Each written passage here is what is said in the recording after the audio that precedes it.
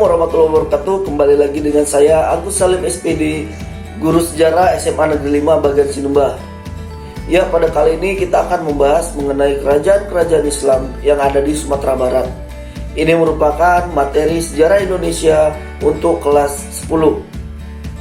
Mengenai masuk dan berkembangnya Islam di daerah Sumatera Barat, masih suka dipastikan berdasarkan berita Cina dari dinasti Tang yang menyebutkan abad ke-7 atau pada tahun 674 Masehi ada kelompok orang-orang Arab dan disebut oleh W.P. Groeneveld.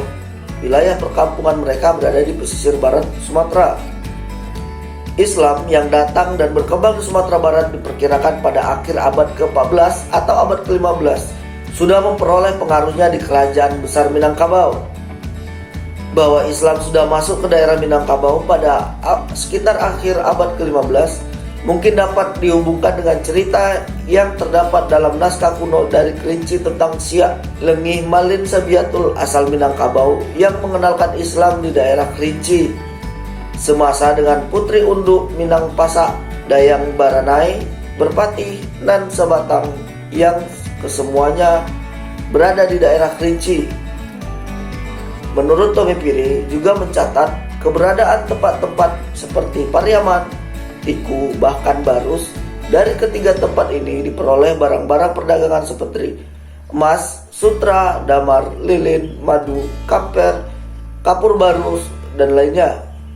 Setiap tahun ketiga tempat tersebut didatangi 2 atau 3 kapal dari Gujarat yang membawa barang-barang dagangannya melalui pelabuhan-pelabuhannya sejak abad ke-15 dan ke-16.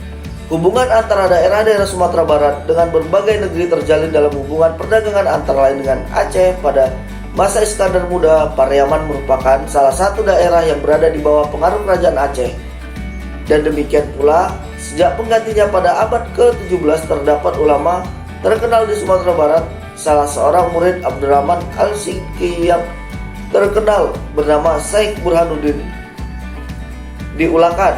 Ia mendirikan surau dan tak disaksikan lagi. Ulakan merupakan pusat keilmuan Islam di Minangkabau.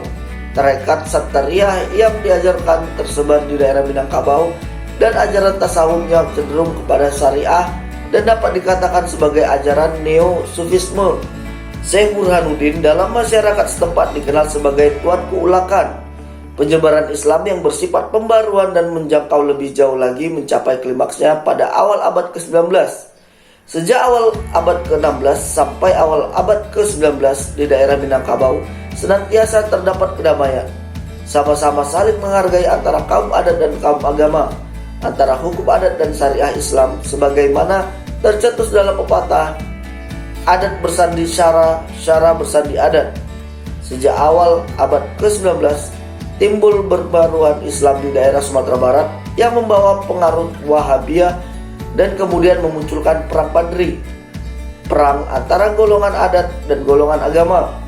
Wilayah Minangkabau mempunyai seorang raja yang berkedudukan di Pagaruyung. Raja tetap dihormati sebagai lambang negara tetapi tidak mempunyai kekuasaan, karena hakikatnya kekuasaan ada di tangan para penghulu yang tergabung dalam Dewan Penghulu atau Dewan Nagari. Ya, demikianlah penjelasan singkat mengenai kerajaan-kerajaan Islam yang ada di Sumatera Barat. Semoga bermanfaat. Terima kasih. Wabillahi taufiq wal hidayah. Assalamualaikum warahmatullahi wabarakatuh. Salam Jasmela.